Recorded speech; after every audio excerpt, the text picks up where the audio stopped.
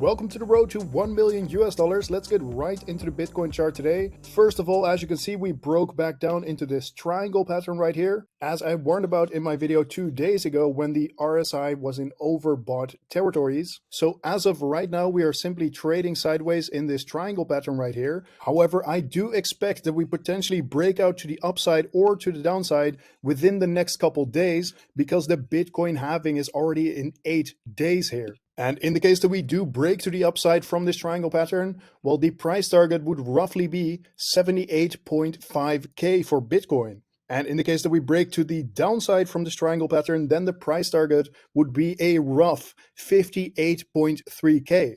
So it is very important that we take a look at the short-term support and resistance levels right now. So zooming in on the 4-hour Bitcoin time frame, you can see that we are right now on the very edge of this support level right here. And in the case that we do break down from this pattern, well, then the next level of support below that is from about 66,000 all the way down to 65,500 US dollars. So to visualize this, I have mapped out this 66K support level right here on top of the triangle pattern. So in the case that we break down from the support level that we are in right now, it would not be crazy to see us move down and potentially even break down below from this triangle pattern, potentially confirming this bearish price target. But in my opinion, it is definitely more likely that we do end up breaking to the upside eventually, for reasons that I will get to in a second here. So if we do actually get a breakdown below this trend line, below this triangle pattern, I would definitely watch out for potential fake outs, just like we saw a fake out here to the upside. Now, as to why I believe it is more likely that we break to the upside, as you can see right here on this Bitcoin liquidation heat map, there is about $2.2 billion worth of liquidity sitting at about $74,000. And as you know, if you watch my videos regularly, typically the Bitcoin price gets attracted to where there's most liquidity on this chart. And 74K on this triangle pattern chart would definitely be a breakout from the triangle, confirming the bullish price target at about 78.4K. Though that is for the 1 month Bitcoin liquidation heat map, if we zoom in on the 1 week Bitcoin liquidation heat map, we see a little bit of a different story. So there's actually still a pocket of about $750 million below the current price at about 67.1K. And then even below that, there's another $600 million at about 65.9K. And this liquidity actually coincides exactly with this support level right here. So again, it would not be crazy, in my opinion, to just see us sweep all of this liquidity right here and then get a bounce back to the upside. But this is, of course, not financial advice. I am simply telling you what I see in the charts, and you can do with that information what you like. Now, taking a look at the Bitcoin ETF flow table, you can see that the last 2 days, so Monday and Tuesday, we had a net outflow, meaning that more Bitcoin was sold by the ETFs than that was bought. And this was mainly caused by the Grayscale Bitcoin ETF selling about $450 million worth of Bitcoin in 2 days, as well as the BlackRock ETF only buying about $150 million over 2 days, when typically they buy about $240 million on every single weekday. So in conclusion, the Bitcoin ETFs are right now suppressing the Bitcoin price because they are selling a lot of Bitcoin. Though whenever they flip to being net buyers again, I do think we will see a quick and volatile move back to the upside. Just like last week right here, the Bitcoin ETFs were buying a lot of Bitcoin, and therefore we saw this quick pump to the upside. Now taking a quick look at Ethereum on the 1-day time frame, you can see that we got a rejection from this Fibonacci level, the 786 Fibonacci level, and then touched the 618 Fibonacci level where we found some support.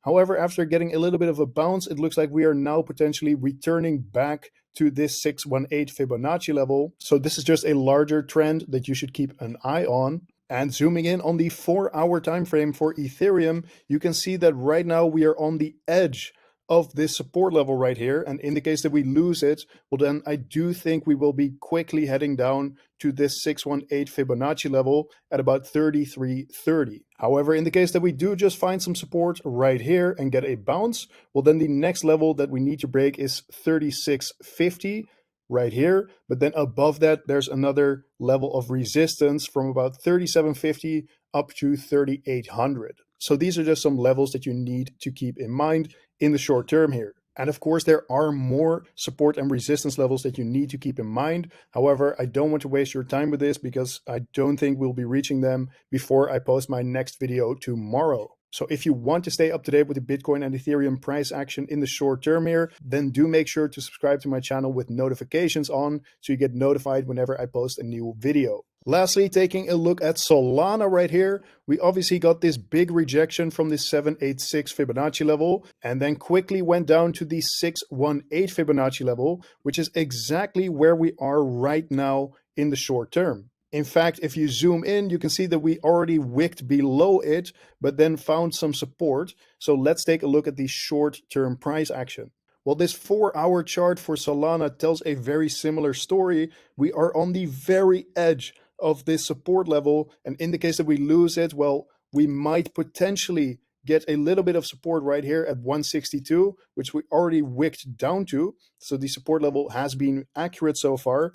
However, in the case that we do just get a larger break to the downside, for example, if Bitcoin starts trading down very heavily, well, in that case, I do expect that we move down below this level and head towards the big level of support below that, which would be from about $150 all the way down to $140. However, if we do actually see prices in this level of support right here, then I do expect we get a little bit of a bounce from of this level, as previously there has been a lot of support right here. And one last thing that you need to keep in mind for Solana in the short term here is that we are getting very close to oversold territories on the RSI momentum indicator. And typically what happens whenever we are in oversold territories, so whenever the RSI is below 30, well, what needs to happen is the RSI needs some time to reset a little bit. So it needs to start trending back up to this 50 range. And the way the RSI resets is either by the price